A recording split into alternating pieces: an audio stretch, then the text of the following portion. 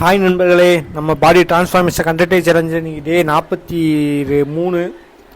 அப்படியே நம்ம காலையில் எழுந்திரிச்சிட்டு வழக்கம்போது அப்படி ஜிம்முக்கு போயாச்சு. அப்படி ஜிம்மில் போய் ஒரு 10 நிமிஷம் வார்ம் அப் பண்ணிவிட்டு அதோட 10 செட்டு தண்டால் எடுத்தாச்சு.